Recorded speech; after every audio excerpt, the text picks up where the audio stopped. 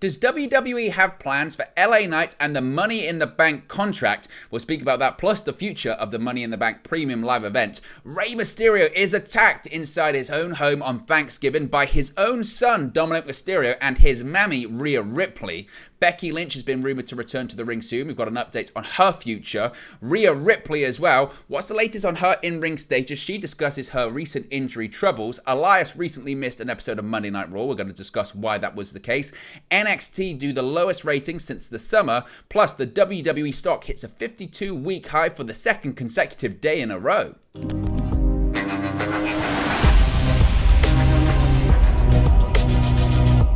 Hey guys, welcome back to Wrestling News 365. Hope everyone is doing very well. As always, there are plenty of news stories to get into in the world of WWE. And to my American viewers, happy Thanksgiving. Hope you're having a good Black Friday. Let's get straight into the WWE news stories today. And let's start off talking about LA Knight and the Money in the Bank briefcase. It's a little bit longer, still kind of works. There's been a lot of uncertainty, of course, over the future of the Money in the Bank events in recent months, with several reports suggesting that WWE could do away with the annual premium live event and instead hold the ladder match at WrestleMania.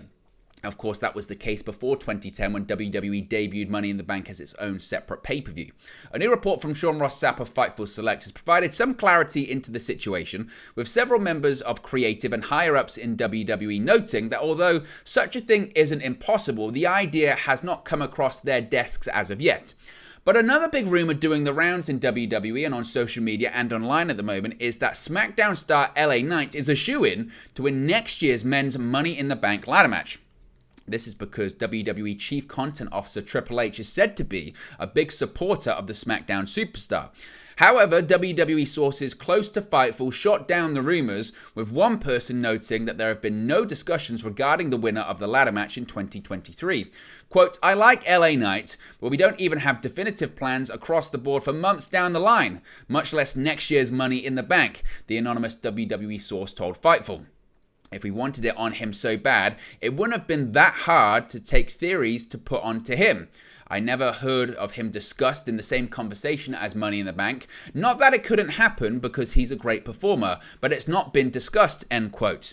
Earlier this year, the Money in the Bank Premium Live event was originally scheduled to take place at the 65,000-seater Allegiant Stadium in Las Vegas, but had to be moved to the 17,000-seater MGM Grand Garden Arena due to reported low ticket sales. It was previously believed that WWE had intentions to build up Money in the Bank as part of its new annual Big Five, along with WrestleMania, SummerSlam, Royal Rumble, and Survivor Series. The location for next year's Money in the Bank has yet to be announced, and we are going to have more on this, more about the future or lack thereof of Money in the Bank later on in the show. But as far as people who's going to win the Money in the Bank briefcase next year, I would be shocked to what WWE Creative just said there, or a source close to Creative. We don't know who it is, but I believe really what they're saying there. To be honest with you, WWE.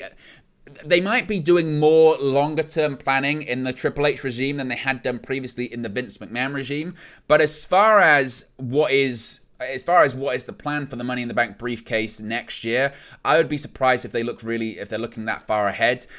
You know, they might consider that, of course, if the ladder match is going to be taking place at WrestleMania, but I'm not even sure if that determination has taken place yet as well. I think that there are certain people and certain superstars and certain projects that they are actively working on at the moment and actively discussing, and they do have plans for heading into 2023, i.e. what's going to happen with Roman Reigns and his Universal Championship reign, what's going to happen with Bray Wyatt, what's going to happen with Ronda Rousey, Becky Lynch, etc. Those big names, they probably have a working plan what's going to happen with WrestleMania, possibly Stone Cold Steve Austin, The Rock.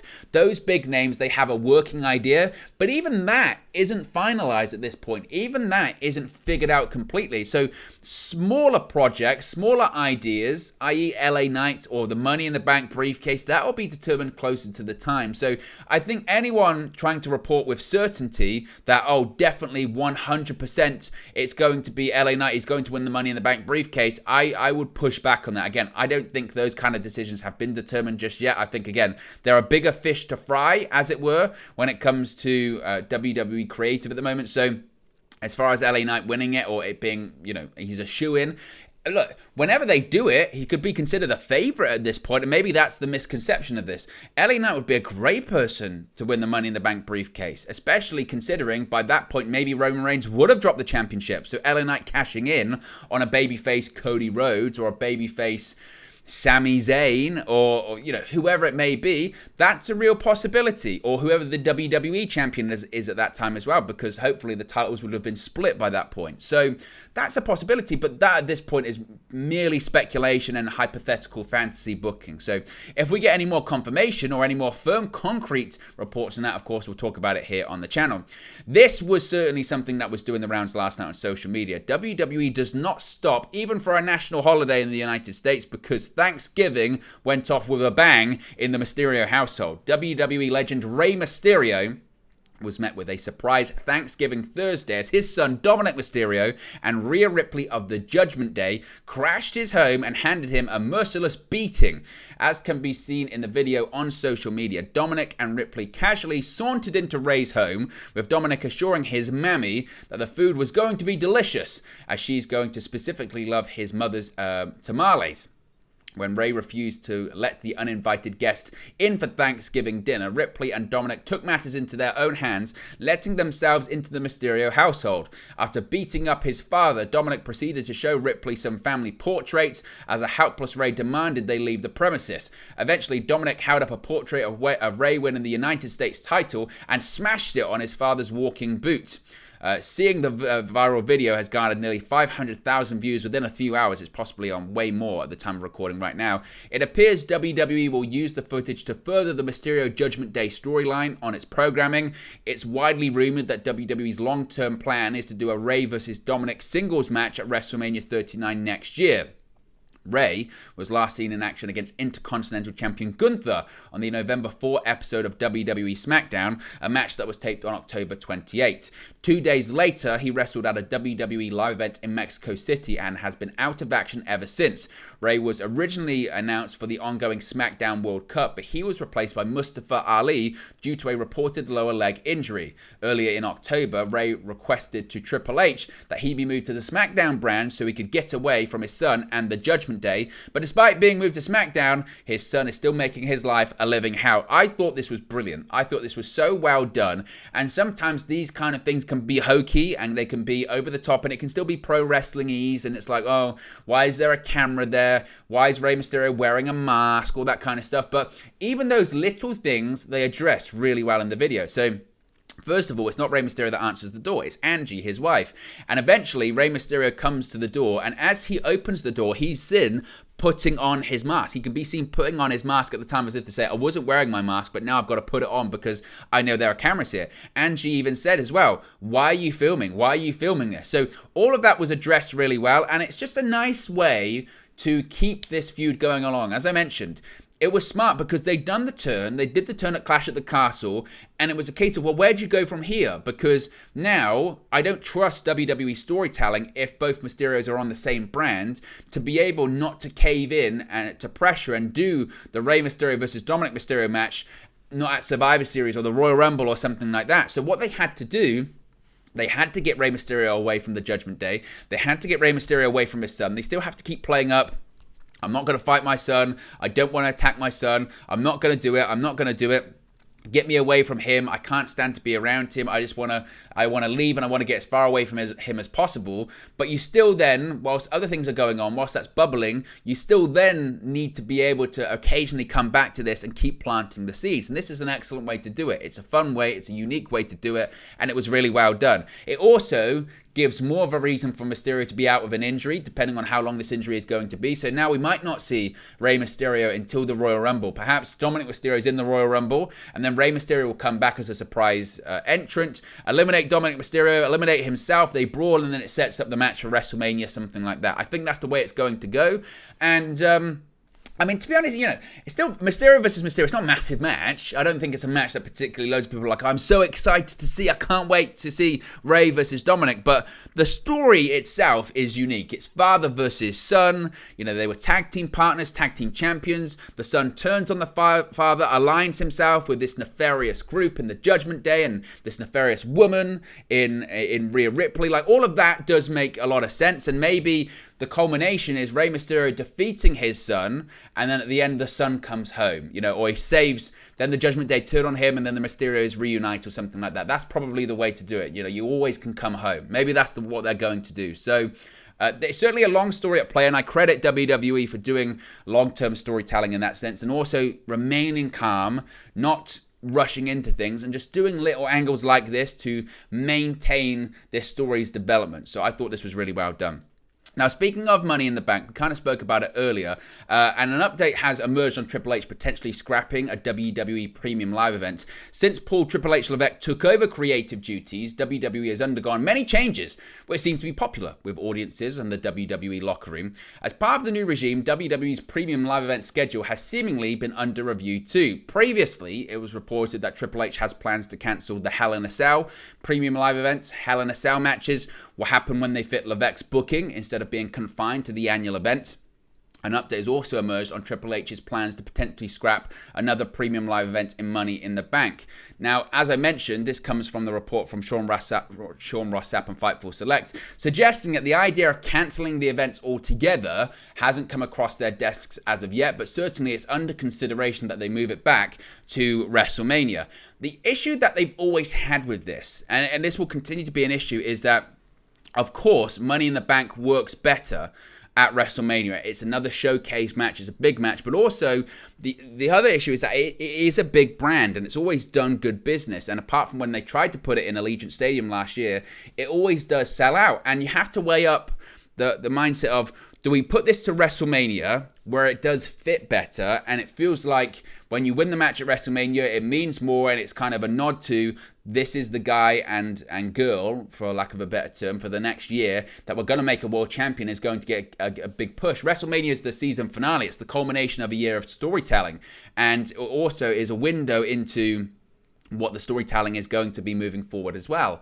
But at the same time, Money in the Bank is good business, and probably the pay-per-view that they replace it with wouldn't maybe do as good business. But at the same time, that's kind of changed, because it's not about drawing pay-per-view buys anymore. It's not about anything like that, because WWE already has the money. NBC Universal has the contract to air the WWE Network on Peacock. So now, any WWE pay-per-view or premium live event most of the time will sell out, really irrespective of the brand. Therefore, it doesn't really matter in terms of how much it draws in terms of pay-per-view buys or streams rather, because they've already got the money. So they can move it to WrestleMania if they want to. So it's a dilemma that Triple H has at the moment, and it's something he's considering. Let me know your thoughts in the comment section below. Should Money in the Bank be its own separate event, or should it be back on WrestleMania instead?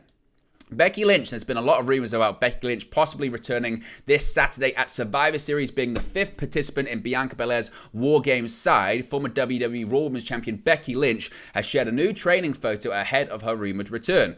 Of course, she suffered a separated shoulder during her SummerSlam match against Bianca Belair. The following night, Lynch was written off of television following an attack from Damage Control. Following reports she is set to make her return to WWE soon, it's been highly speculated that Lynch will currently fill the currently TBA 5th spot on Bianca Belair's Survivor Series War Games side. The 5th woman will be revealed tonight live on SmackDown on Fox. The TBA will be joining Bianca Belair, Asuka, Alexa Bliss, and Mia Yim against Bayley, Dakota Kai, Io Sky, Nikki Cross, and Rhea Ripley in the Women's War Games match on Saturday.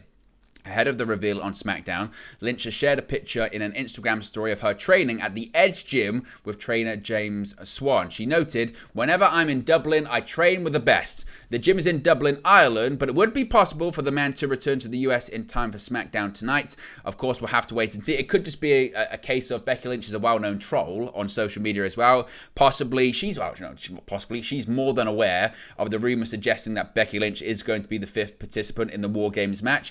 And if that is the case, possibly, just possibly, the mindset might be, well, let's suggest that I'm in Dublin, and then people will think that I can't be there for SmackDown, and then when I show up, it's a big surprise. So the thing is, that picture could have been taken at any time. could have been taken at any time, and red flags happen all the time. So just keep an eye out for that. I expect Becky Lynch to be on SmackDown tonight, and I expect her to be competing in War Games this Saturday. One person who will be competing, of course, is Rhea Ripley, and it's great to see her back in the ring again because she was out of action for several months, of course, earlier this year. Despite being an imposing member of the Judgment Day, Ripley has often interfered from the sidelines to assist fellow faction members Finn Balor, Damian Priest, and Dominik Mysterio. Ripley has now revealed the reason why she hasn't wrestled that much recently. In an interview with the New York Post, Ripley explained she hasn't been 100% since being injured in June of this year. She said, quote, "A lot of it was the injury. I hadn't been cleared for the longest time. I think I got cleared properly and fully the week before my NXT match on October 18 against Roxanne Perez. After that, I pretty much haven't been in an opportunity for me to wrestle because I've been there with the Judgment Day and sort of their muscle. I help them out if they need me. I feel like my wrestling career is just starting up once again." Of course, she recently defeated Asuka on the November 21 edition of Monday Night Raw. She will join Damage Control and Nikki Cross to take on Bliss, Asuka, Belair, Mia Yim, and that aforementioned to-be-determined opponent at Survivor Series War Games on November 26. In recent weeks, of course, she seemingly met her match against Mia Yim in this feud between the OC and the Judgment Day as well. So it'll be interesting to see how she fares in that one, but it's great to see Rhea Ripley back to in-ring competition. She's had really, despite being injured, she's had a real standout year, and popularity and persona has seemingly grown and grown and grown and grown. So I'm really excited to see what she does next and on Saturday at War Games. Another person that recently missed an episode of Raw was Elias, and a new report has emerged regarding the reason for WWE star Elias's absence from a recent episode of Raw. Now, of course, Elias returned as a full-time WWE character on the October 17 edition of Raw after mostly being absent since late 2021. Now, Jeffrey Sculio, who plays Elias, also wrestled as Elias' younger brother Ezekiel for several months. A tag team match between the team of Elias and Matt Riddle versus the Alpha Academy was originally scheduled for the November 14 edition of Raw and was moved then to the following week. An explanation was not provided for the change at the time. The original match was replaced by a singles match between Riddle and Chad Gable. According to Sean Ross Sapp of Fightful Select, the match was moved because Elias was, quote, forced to miss the November 14 episode of the program. But the exact reason that Elias was forced to miss the show for is not yet known. When the tag team match did take place on November 21, Elias and Riddle did end up defeating the team of Alpha Academy, so I guess it doesn't matter in the end, but we don't know why, and I guess we never will unless Elias actually states it himself. We have the ratings for NXT for this week's episode, and as expected heading into the holiday season, it wasn't too great. NXT has encountered some viewership numbers the program hasn't seen since the summer. WrestleNomics shared viewership information for Tuesday night, and the November 22 episode of NXT was watched by an average of 624,000 viewers. Now, that's the lowest total viewership since August 19. Compared to last week, NXT was down 6%. The key demo, which is always very low for NXT, accrued an even bigger drop. The episode was watched by an average of 151,000 viewers aged 18 to 49, totaling a 0.12 18 to 49 rating. That's the lowest number the show has done since June 28, and a 30% drop from last week's 217,000. But looking back a year ago, the total viewership of NXT remains relatively the same. The November 23, 2021 episode was watched by an average of 625,000 viewers on average, only 1,000 more than this week's episode. The key demographic, is still down. The episode 1 year ago had a 0.14 rating. Of course, again, this week was a 0.12. And that's always kind of the case heading into the Thanksgiving period, I suppose. And there's a lot of competition with sports, cable news. There's a lot going on at the moment, so I think that's why. But that's kind of NXT's number, really, on the USA Network at this point, isn't it? Between 600, 700. On a good day, maybe they get close to 800, but very, very rarely. It's 600 to 700. That's their audience. That's the number. Finally, we have an update on the WWE stock for all of you Wall Street traders out there. WWE stock shares have reached a 52-week high for the second consecutive day. Since Vince McMahon's retirement from WWE, the company has seen business improve across the board, with television ratings and ticket sales raised in the aftermath. The WWE stock was watched closely in the days after Vince's departure, but it looks like the price is still going up now 3 months later. Per Brandon Thurston of WrestleNomics, WWE shares set a 52-week high for the second consecutive day and reached $80 for the first time since May 2019. The market cap is just under $6 million in theoretical value of all all the shares. Following Vince McMahon's retirement in July, Nick Khan and Stephanie McMahon were named co-CEOs of WWE, while Triple H assumed all creative duties for the main roster. As previously reported, WWE Shock previously reached their highest price following McMahon's departure in July since 2019. So it would appear that business is still booming for WWE in the aftermath of Vince's retirement. Of course, it's not at where they were in, say, 2018, towards that period of time, because that's when they were getting to $100 per share. But considering the economic climate at the moment and the tough economic backdrop surrounding the world, WWE getting to a 52-week high for 2 days in a row is very impressive, and business, as I said, is booming. So there you go, guys. That's the latest WWE news for you. Be sure to smash a like on the like button. Be sure to subscribe, bottom right-hand corner. Let me know your thoughts in the comment section below on today's WWE news stories, and I'll speak to you again very, very soon. Hey guys, thank you for watching, listening, streaming, or however you come across this video today. Be sure to click on the video on the right there to watch our next video, or click the bottom there to subscribe, or the bottom right hand corner. Thank you very much, and I'll speak to you again very soon.